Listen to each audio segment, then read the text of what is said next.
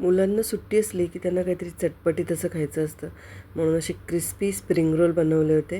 म्हणजे ॲक्च्युली मी मॉलमध्ये गेले होते शॉपिंग करायला व्हेजिटेबल्स, तर त्यावेळेला फिरता फिरता मला हे दिसलं स्प्रिंग रोल पेस्ट्री आणि रेडी पेस्ट्री शीट्स आहेत ह्या. तर मी विचार केला चला आज आपण बनवूया. मग पटापट सगळं साहित्य चिरून घेतलेलं आहे. आता याच्यामध्ये मी 2 चमचे तेल घेतले पॅनमध्ये आणि लसूण एकदम बारीक असा कतरून घेतलेला आहे. तो लसूण टाकला. लसूण लाल झाल्यानंतर त्याच्यामध्ये मी आलं टाकलेलं आहे आणि याचा डिटेल व्हिडिओ माझ्या चॅनलवर आहे, नक्की बघा. आलं लसूण परतून झालं की थोड्याशा मिरच्या टाकल्या. मिरच्या कमी टाकल्यात, नाही तर खूप जास्त तिखट होतं. मिरच्या टाकल्या. त्याच्यानंतर दीड कांदा टाकलेला आहे. तुम्ही कांदापातीचा जो कांदा असतो ना कालचा, तोही टाकू शकता. त्याच्यानंतर मी ते 3 गाजर आहेत ना असे ज्युलियन कट करून घेतले होते लांबडे, तर ते टाकलेले आहेत. त्याच्यानंतर थोडा वेळ त्याच्यावरती झाकण ठेवून दिलं, म्हणजे गाजर अगदी कच्चा कच्चा नको राहायला, थोडा नरम असेल तर छान लागेल. खूप जास्त मॅश करून नाही घ्यायचं आपल्याला. त्यानंतर कोबी टाकला आहे भरपूर, थोडीशी कांदापात टाकली आहे आणि एक मी टाकली आहे सिमला मिरची, अशी बारीक कापून घेतली होती सिमला मिरची पण.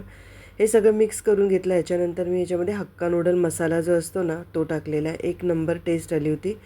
तुम्ही पाहिजे तर सोया सॉस वगैरे टाकू शकता, सोया सॉस विनेगर वगैरे. त्याच्यानंतर मी पुन्हा थोडा वेळ झाकण ठेवलं. त्याच्यावरती पाव कप मैदा घेतलेला आहे, त्याच्यात थोडंसं मीठ टाकलं आहे आणि थोडं पाणी टाकलं आहे.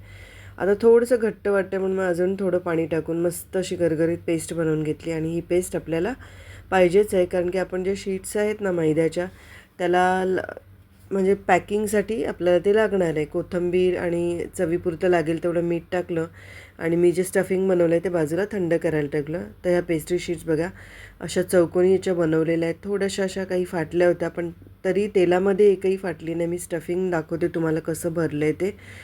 थोडं मधीच असं स्टफिंग भरून घ्यायचं आणि एका कॉर्नरनी रोल करत जायचं. आणि प्रत्येक ठिकाणी आपल्याला जिथे वाटतं ना इथून ओपन होऊ शकतं तिथे मैद्याची आपल्याला पेस्ट लावून घ्यायची आहे, स्लरी.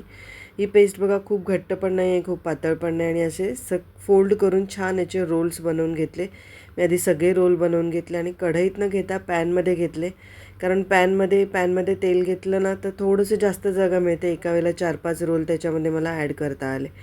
मध्यम आचेवरती तेल गरम केले आणि मध्यम गॅसवरतीच मी त्याच्यावरती हे सगळे रोल आहेत ना, कारण आतमध्ये सुद्धा रोल केलेली पेस्ट्री आहे, तर ते छान आतूनसुद्धा गोल्डन झाले पाहिजेत. मस्त क्रिस्पी करारी असे मध्यम आचेवरती तळून घेतले होते. एक नंबर झाले. काही वेगळी चटणी नव्हती. टमॅटो सॉस असंच घेतलं होतं याच्याबरोबरती आणि चिली सॉस होता. आणि सगळेच बाकीचे मी रोल्स फ्राय करून घेतले. एक नंबर रेसिपी झाली होती. तर एकदा ट्राय करून नक्की बघा.